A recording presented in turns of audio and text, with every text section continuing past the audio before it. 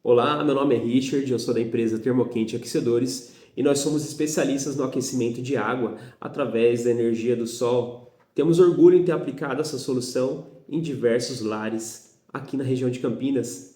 Sabemos que o sol é nosso maior aliado no aquecimento de água na maior parte do ano. Com ele, nós temos água quente de maneira limpa e sustentável.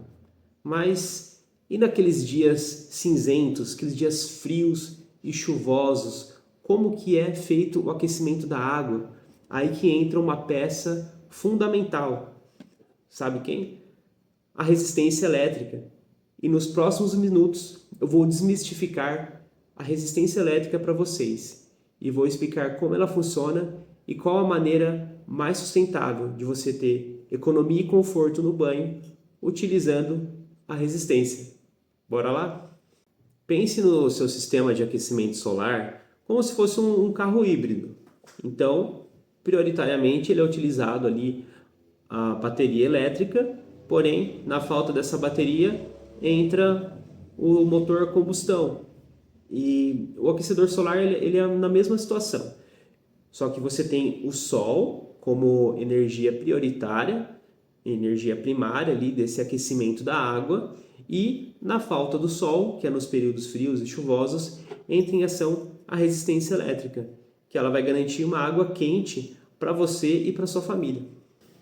Mas Richard, a resistência ela gasta muita energia?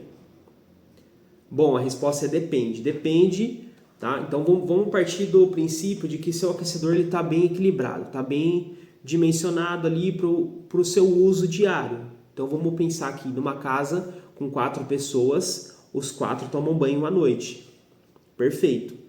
Ao longo do dia, esse aquecedor vai aquecer a água e aí no fim do dia essa água vai estar quente para os 4 tomar banho.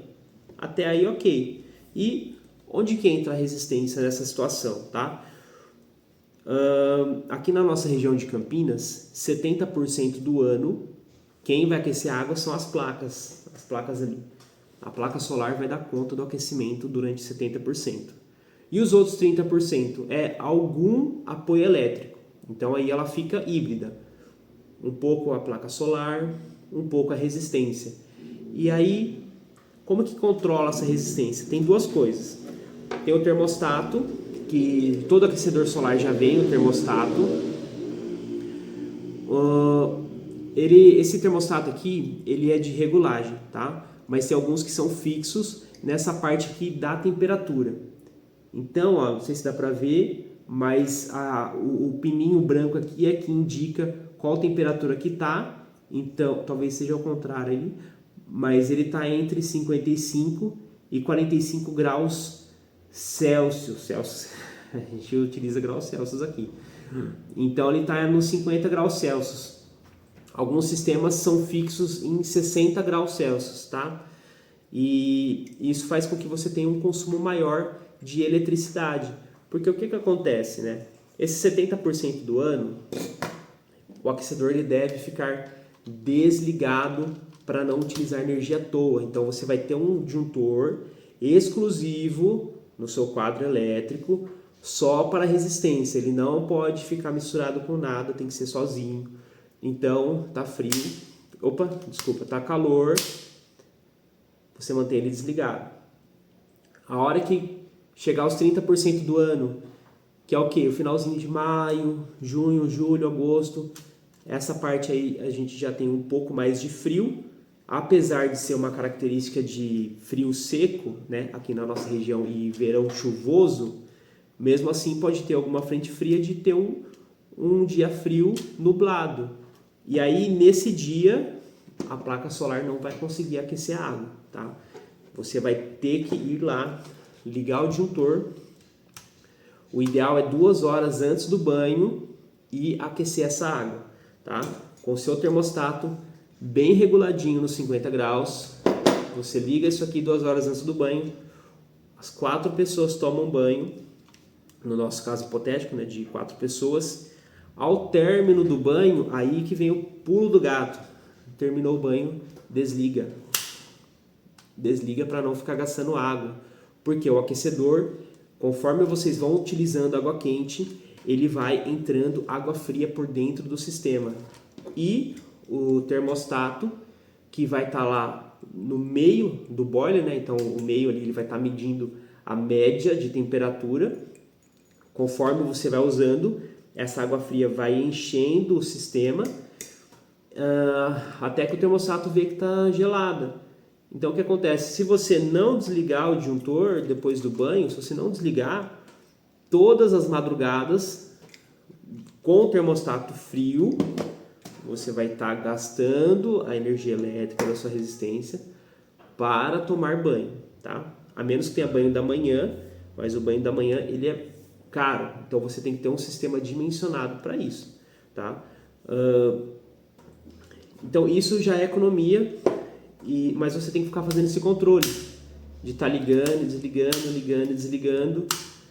Mas se você estiver cansando disso, pode fazer uma automação.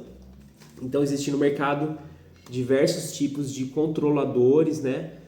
Termostatos digitais, tem alguns sistemas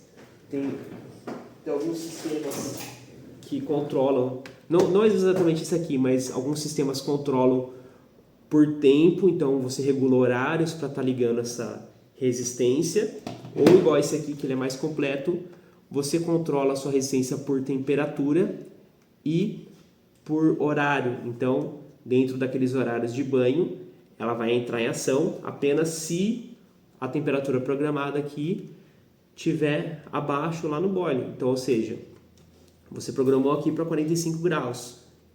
Deu um belo dia de sol, essa água vai estar 65. Entrou o horário ali 2 horas antes do banho para entrar a sua resistência, a resistência não vai consumir energia. Por quê? Você já está com água quente, tá? Porém, vai chegar o inverno, vai dar aquele dia frio. Quando chegar aquele dia cinza, nublado de inverno, o termostato vai entrar em ação, vai ver que sua água está fria e ele vai aquecer a água. Então isso vai garantir para você uma água quente durante o ano todo. Então vou estar mostrando aqui algumas resistências, né, e falar os casos delas, né, mas eu separei esse grupo aqui, né, são resistências que queimaram por vida útil. Pode ver que elas foram bem consumidas, né, estão bem queimadas, né, digamos assim, ela fica toda feia desse jeito. Dá para ver aqui que, olha só, tem uma molazinha aqui dentro.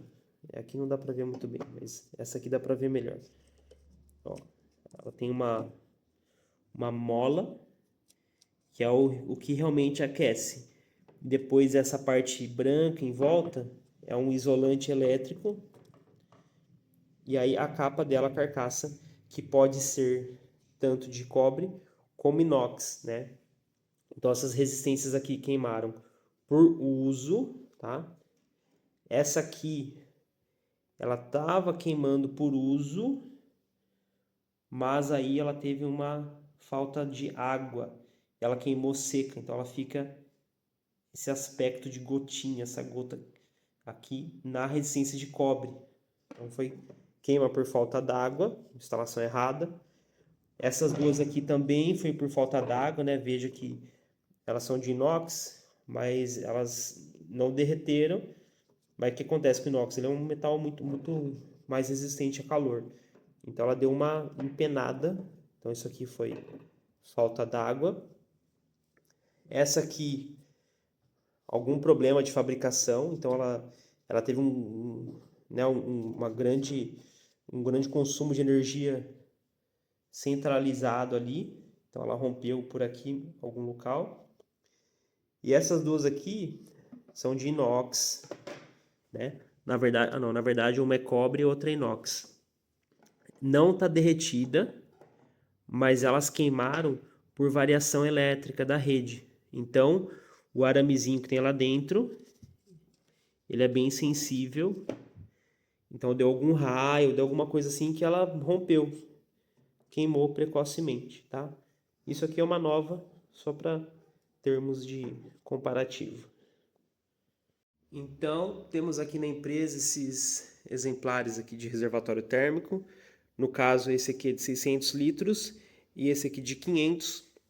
Eu vou estar mostrando para vocês a parte do apoio elétrico, né? Que ele é composto aí pela resistência e pelo termostato.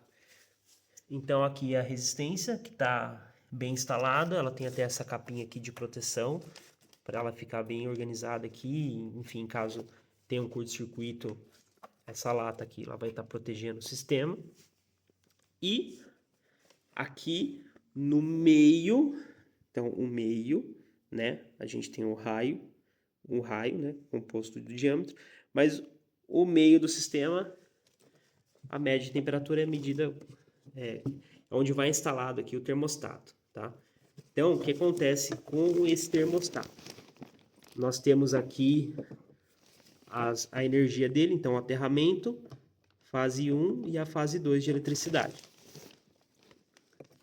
Então, a fase 1 ela já vai direto para a resistência, a fase 2 entra pelo termostato e depois vai embora para a resistência, sendo conectada aqui, né, através do mecanismo do termostato, em função de temperatura, tá? No caso, aqui ele está ali nos 50 graus e esse é um termostato de regulagem. A gente consegue estar ajustando a temperatura dele aqui, certo? Então, eu vou deixar aqui nos 50 graus, o sistema regulado. Então, basicamente, aqui está o sistema de aquecimento solar. Então, normalmente ele tem a parte que alimenta água fria no sistema e água fria que vai para a placa solar, tá?